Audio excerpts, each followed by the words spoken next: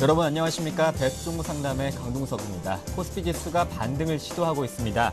전날 스페인 국채 10년물 만기가 위험 수준인 7%를 돌파했고 이탈리아의 국채 역시 6.1%까지 치솟으면서 유럽발 위기는 조금 더 고조되고 있는 상황입니다. 통신, 음식료, 전기전자 업종이 상승하고 있는 가운데 시총 상위 종목들 살펴보시면 삼성전자 고압권에 머무는 수준입니다.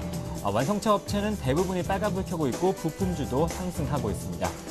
프로그램도 차익 중심으로 500억 원 정도 매수 우위 보여주고 있는데요. 코스닥은 하락 전환했습니다. 7월 10일 화요일 여러분의 포트폴리오 종목 점검해드리는 베스트 종목 시간 오늘도 가져보겠습니다. 두 가지 참여 방법 가능한데요. 013-3366-0110번 무료 문자 또는 02-3153-2610번 전화 주시면 저희가 종목 상담 도와드리겠습니다. 네, 오늘 저와 함께 베스트 종목 상담 수고 주실 두 분의 전문가는 YG인베스트의 심기현 대표님, 우진투자컨설팅의 이성규 팀장님 나오셨습니다. 두 분 안녕하십니까? 안녕하십니까? 네, 본격적으로 베스트 종목 상담 시작해 보겠습니다. 먼저 첫 번째 전화 연결되어 있습니다. 시청자님 안녕하십니까? 네, 시청자님 안녕하십니까? 네, 안녕하십니까? 네, 목소리가 되게 아름다우신 것 같아요. 감사합니다. 네, 어떤 종목을 봐드릴까요? 네, 동일제지요. 동일제지요?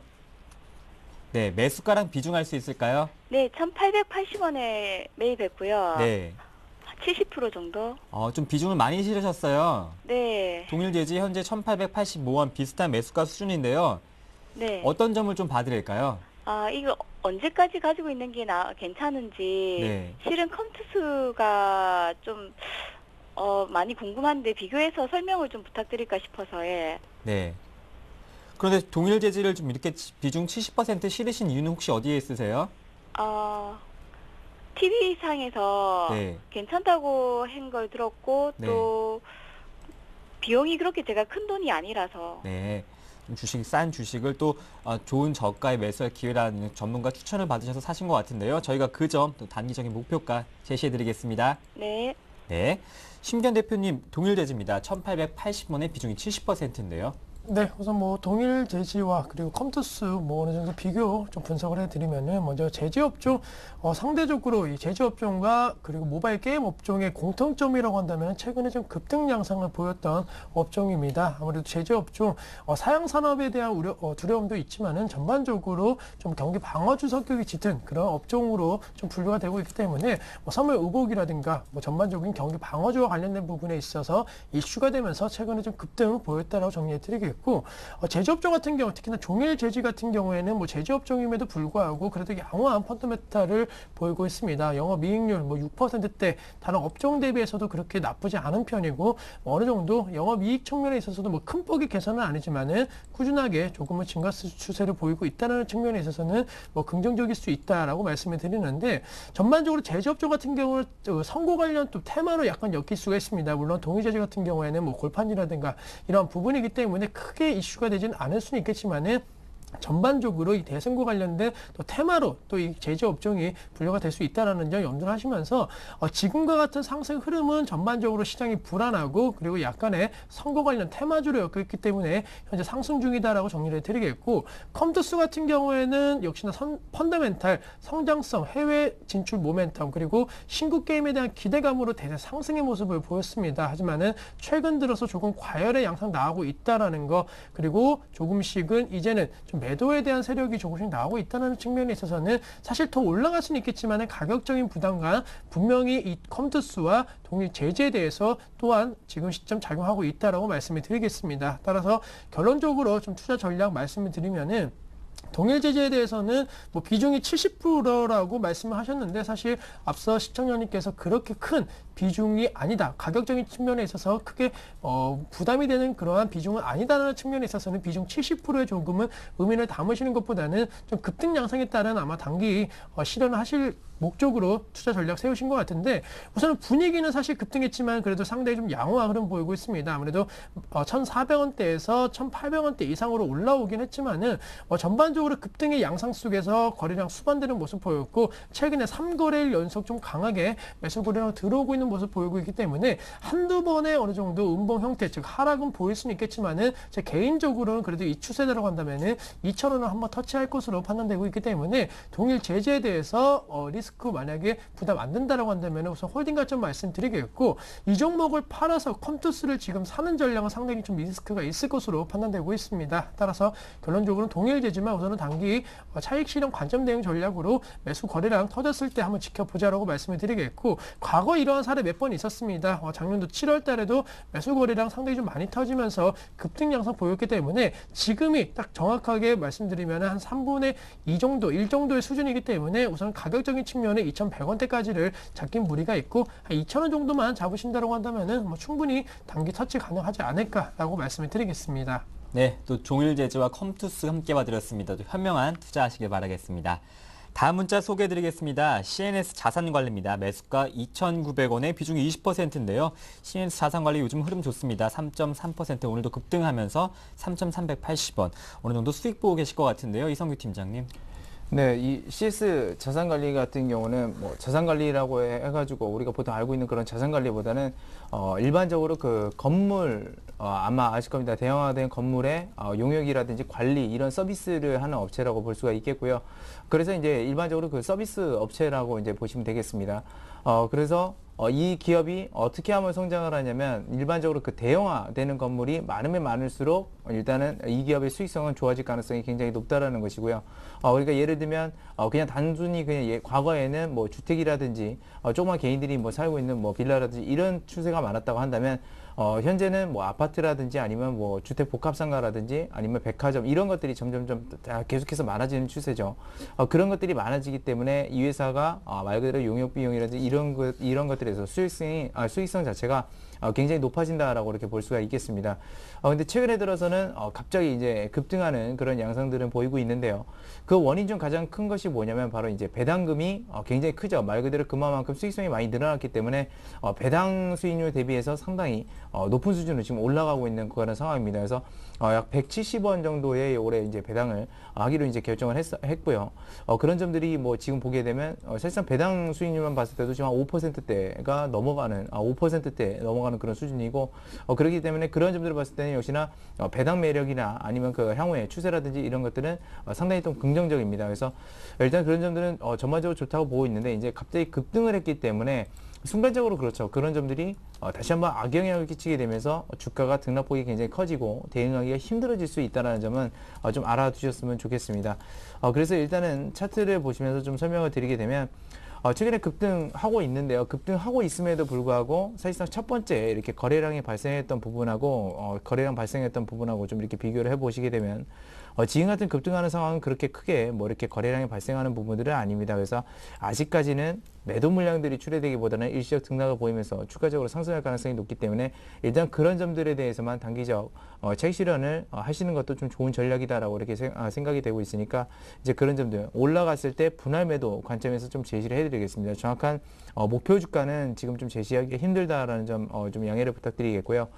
일단 그 이전에 거래량 터졌던 부분하고 최근에 거래량 약간 소폭 상승하면서 올라갔던 부분들을 보게 되면 기술적으로 일단 지지선이 나와야 되는 부분은 이제 3,250원 선이라고 볼 수 있으니까요. 단기적 대응하실 때 일단 손절가는 3,250원 선에서 짧게 대응을 하시기 바라겠습니다. 네, 다시 한번 참여 방법 안내해드리겠습니다. 013-3366-0110번 무료 문자 또는 02-3153-2610번 전화 주시면 저희가 종목 상담 도와드리겠습니다. 현재 프로그램은 비차익 중심으로 550원 정도 매수위 보여주고 있네요. 다음 종목 보여드리겠습니다. 쌍용정보통신입니다.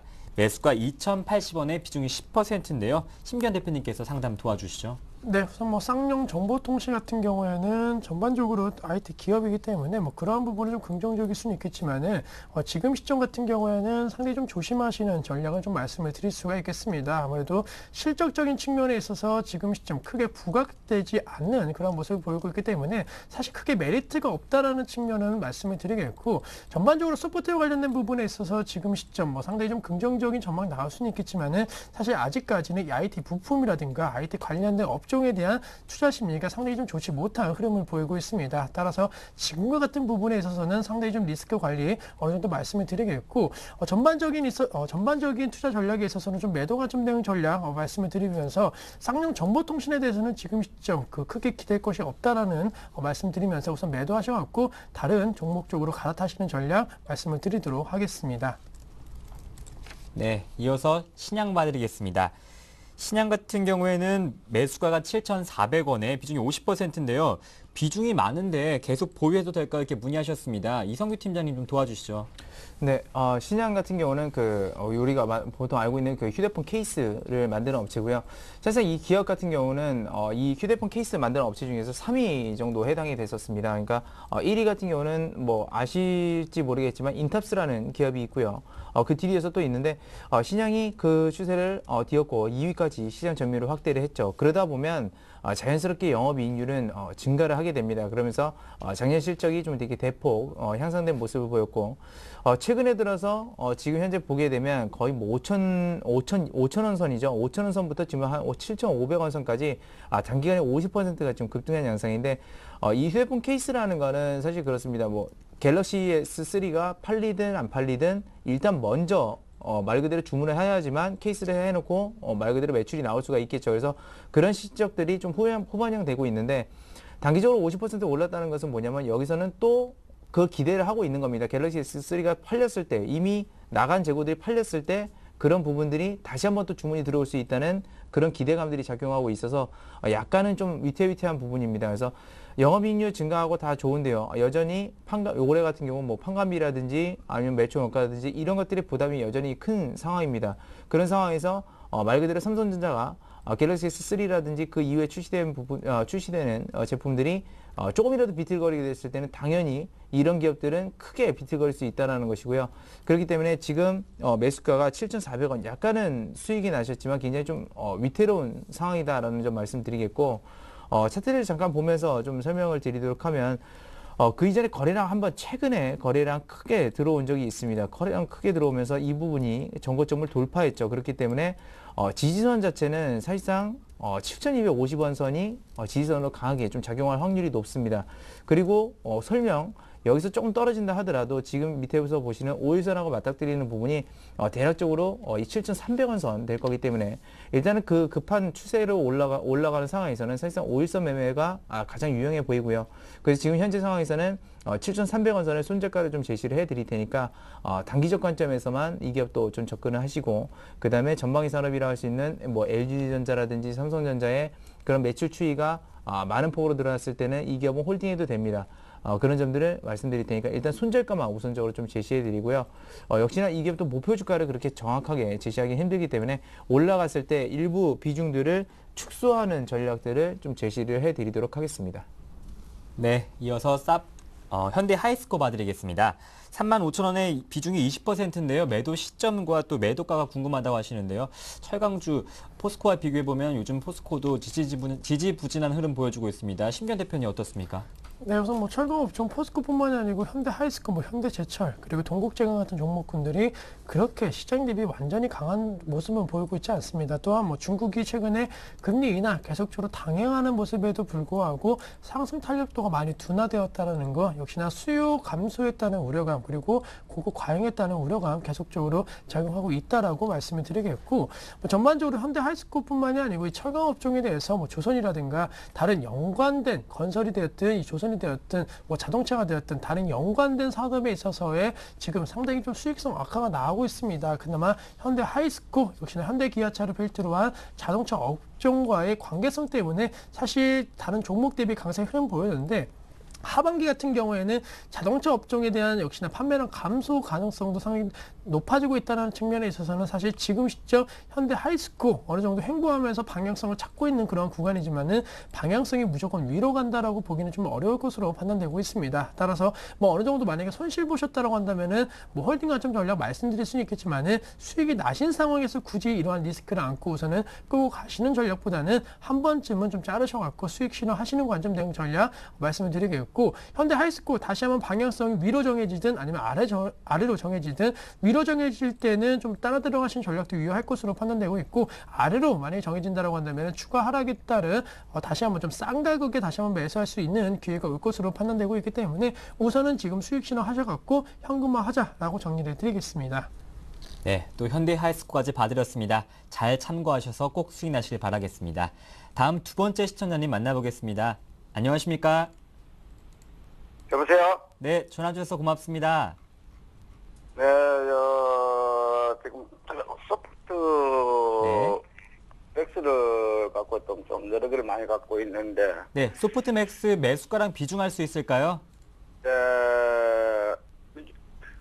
매수가는 1,550원이고, 네. 비중은 20%가 있고. 1,550원의 비중이 20%요. 어떤 점이 네. 좀 궁금하세요? 매수가에 좀 못 미치는 가격에서 거래가 되고 있는데요. 1,500, 지금 현재는 소프트맥스가 이제 매수가보다 지금 많이 좀 수익이 있거든요. 네. 근데 이거를 지금은 매도를 해야 되는가, 네. 아니면은 앞으로 그 전망 같은 거나 목표가 같은 거. 네, 또 단기 좀 목표가 또 전망과 또 좀 손절을 좀 해야 되나 이 점도 네. 한번 저희가 봐드리겠습니다. 네, 고맙습니다. 끝까지 감사합니다. 시청해 주십시오. 예. 네, 알겠습니다. 이성규 팀장님, 소프트맥스입니다. 1,550원의 비중이 20%인데요. 목표가도 전반적인 것들 한번 다 봐주시면 좋을 것 같아요. 네, 소프트맥스 같은 경우는 온라인 게임 개발 회사고요. 이 회사가 만드는 게임들이 사실은 굉장히 훌륭합니다. 근데 그 유통 라인이 어디냐면 그 CJ ENM이 갖고 있는 넷마블에 보통 이제 유통을 하게 되는데요. 소프트맥스의 게임들은 굉장히 유명합니다. 최근에 좀 이렇게 많이 유명한 것은 뭐가 있냐면 그 넷마블에서 역시나 말 그대로 유통 보급을 하고 있는 SD 건담 캐시파이터라는 게 있고요.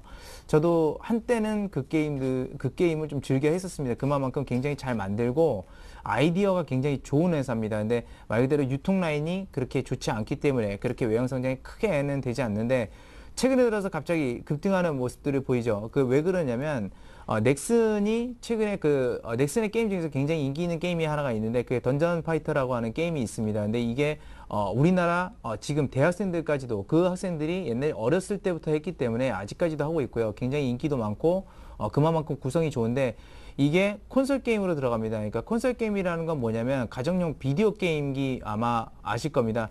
그런 곳에 이제 들어간다, 보급한다고 했는데요. 그 게임기가 어디냐면 엑스박스 건데 이 엑스박스라는 거는 어디 거냐면 또 마이크로소프트죠. 근데 마이크로소프트가 이 게임 산업에서 그렇게 크게 수익을 못 보는데 말 그대로 넥슨의 게임을 한번 해봐서 온라인으로 보급을 했을 때 그만큼 수익성을 창출하겠다는 얘기가 됩니다.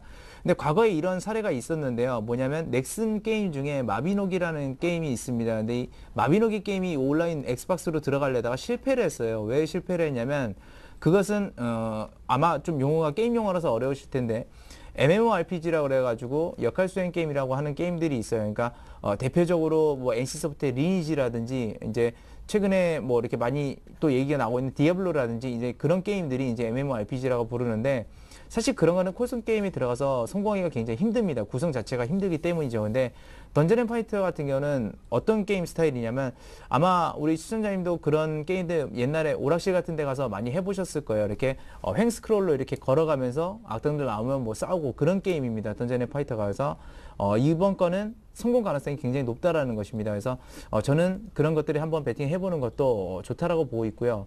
만약에 그게 성공하게 되면 수익성은 엄청나게 크게 창출이 되기 때문에 사실 목표 주가 같은 경우는 지금 현재로서도 굉장히 고평가지만 그런 부분들이 반영이 되게 됐을 때는 18,000원 전고점까지도 충분히 도달할 수 있는 전 상황이라고 그렇게 생각하고 있어서 그 정도를 물론 장기적이지만 그 정도 한번 보시기 바라겠고요. 성공 여부는 거기에 달려 있습니다.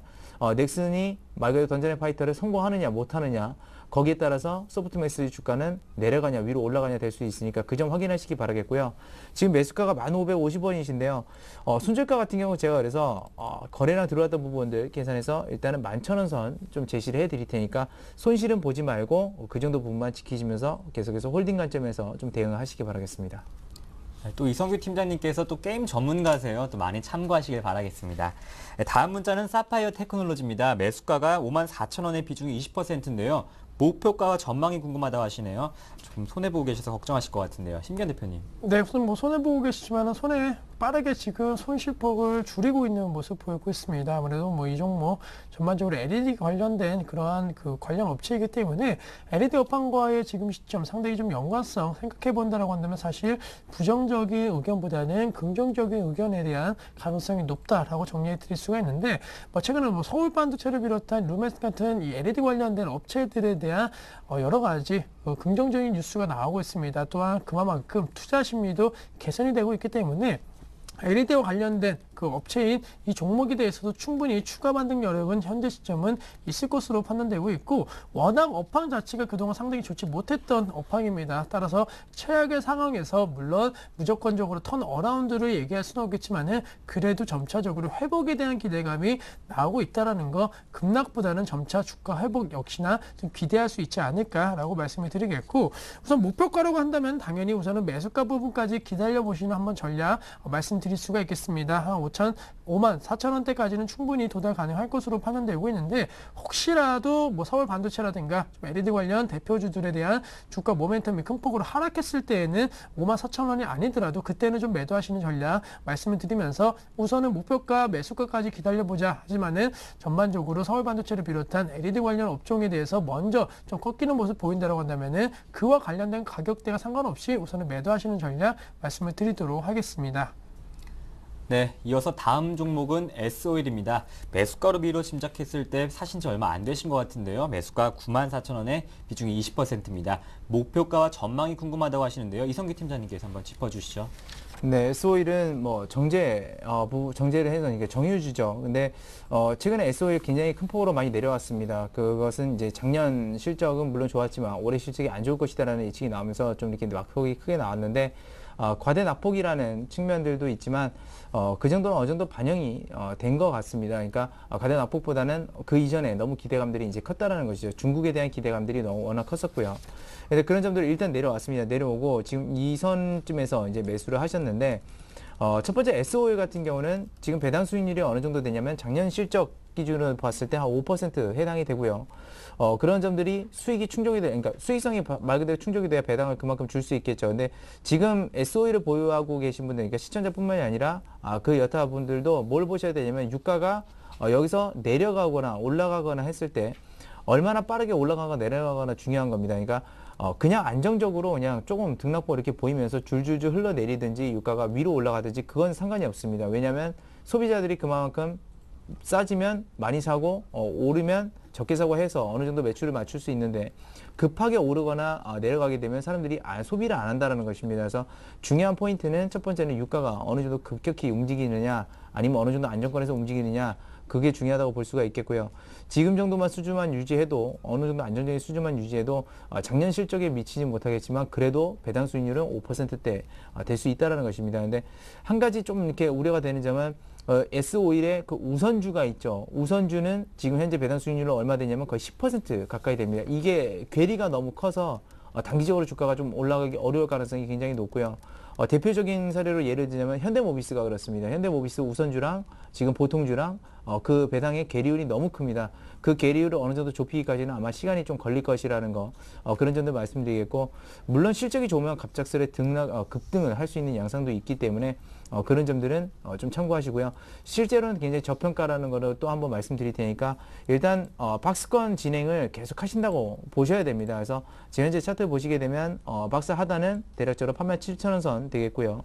상단은 96,000원 선입니다. 그래서 이 부분을 말 그대로 돌파하지 못하면 다시 한번 박스권 하단으로 내려올 테니까 그 점 참고하셔서 일단 박스권 대응만 하시기 바라겠습니다. 네, 이상으로 종목 상담을 마치고 뉴스 전해드립니다.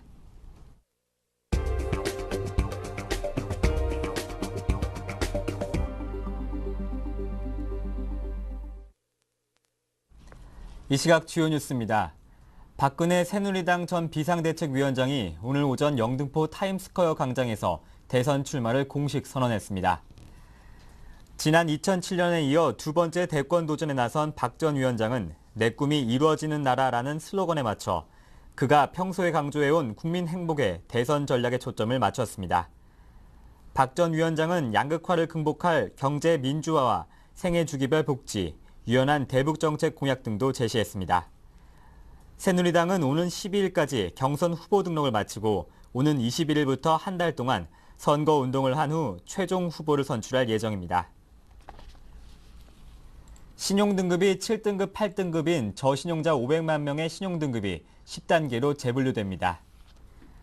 저금리 대출로 갈아타거나 채무 조정을 받도록 해 이자 부담을 덜어주기 위한 조치입니다. 금융감독원은 개인 신용평가사와 함께 비호량 신용등급 평가 시스템을 개발해 오는 9월부터 적용한다고 밝혔습니다. 재분류 기준은 장기 단체 연체 이력과 대출 보증 규모, 신용거래 실적 등입니다.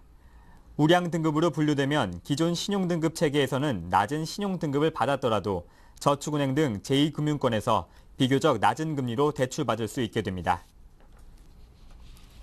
고령 노인이 될 때까지 결혼하지 않고 사는 사람들이 급증할 전망입니다. 통계청은 혼자 사는 65세 이상 노인 중 미혼자는 2010년 16,746명에서 2035년 10만 1,243명으로 6배 가까이 급증할 것으로 전망했습니다. 저출산 고령화로 노인 인구가 기하급수적으로 늘어나고 결혼 기피 문화가 더해졌기 때문입니다. 실제 40세 이상 미혼 인구는 1985년 4만 3천여 명에 불과했지만 2010년에는 88만 5천 명으로 20배가량 늘어났습니다.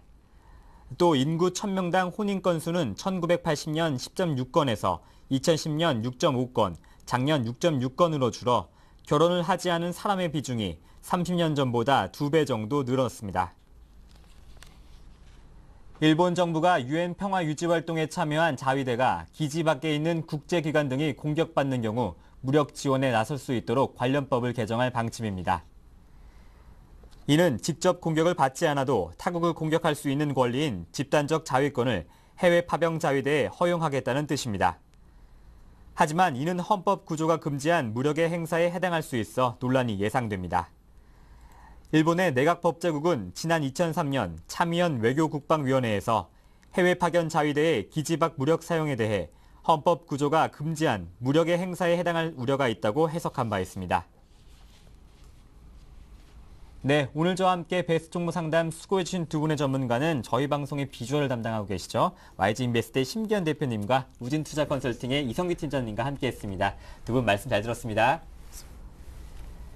네, 베스트 종목 상담 블로그가 새롭게 오픈했습니다. 여러분의 많은 방문 기다리겠습니다. 현재 코스피가 다시 하락 전환했습니다. 위기의 상황에서도 현명하게 극복하시길 바라겠습니다. 내일 뵙겠습니다. 고맙습니다.